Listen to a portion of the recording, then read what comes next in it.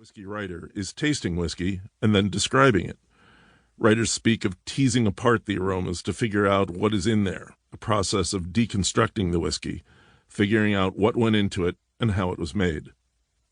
That's what the book is about. It's about how whiskey makers go about creating, building, and integrating flavor.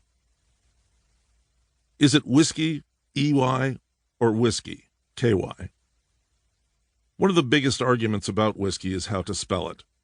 It's generally whiskey with an E in America, though Maker's Mark, Old Forester, and George Dickel dropped the E, and Ireland, well, it's whiskey without in Scotland, Canada, and Japan.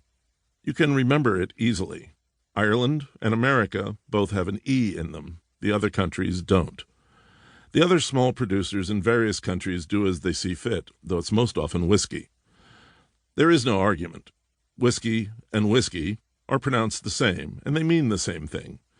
It's like the difference between aluminum in America and aluminium in Canada. A letter, nothing else. The differences are all in how the spirit in question is made, which we'll examine in Chapter 2. I'll be using whiskey with an E unless I'm talking specifically about Scotch, Canadian, or Japanese whiskeys. The only reason why is because I'm writing this in America. Really, it's just spelling. Some of this will be things you already know. Even 30 years ago, informed whiskey drinkers would have known the difference between a blended Scotch and a single malt, though they may or may not have actually understood just what malt is. They probably knew that whiskey was aged in oak barrels, though they may not have known what kind or why or what that did to the whiskey. They knew that whiskey was made with a still, and they probably had a vague idea of how a pot still worked. Very few of them had ever been to a distillery. Very few distilleries offered tours. Today's whiskey drinkers are much more sophisticated, more engaged. They want to know all they can about their chosen drink. Transparency is their watchword. They want to know where the whiskey is made and go there and see it being made. Tell us, they ask, what grains are being used, where they are from, and what ratios they are included. Don't stop there. Tell us what yeast is used, how the mash is made, and maybe even what kind of fermentation vessel is used. Then they want to know more about the still, what kind it is, how it is shaped, and how the distillation is done. Take them in the cooperage and show them the barrels. Take them to the warehouse. They must see how it is constructed and where it is sited. But unless you're in the industry, or you're a dedicated whiskey writer like me, or you're an exceptionally well-read, well-traveled whiskey drinker, I can almost guarantee you'll find things in this book you don't know, things that are new to you. It might be the components of water chemistry, the thermal path of fermentation, the history and chemistry of sour mash, or the intricacies of Scottish still design. It might be the influence of the design and position of the warehouse, the size and shape of the barrel, or the climate where the whiskey is aged. Maybe it's something as simple but easily misunderstood as the concept of blended whiskey.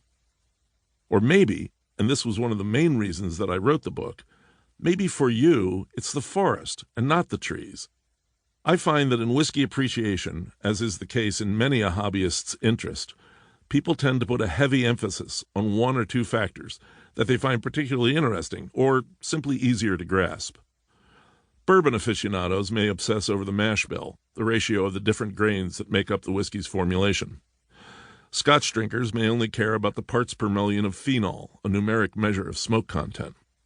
Irish drinkers want to know if a whiskey is a single pot still type or what kind of barrels were used. Canadian drinkers want to know the rye content and what's in the bottle besides whiskey. Japanese whiskey aficionados, the poor devils, are just trying to find a bottle as the industry scrambles to catch up with demand. And craft whiskey drinkers are usually focused on location, location, location. All of those things are important, but none of them are the be-all and end-all of how those whiskeys taste.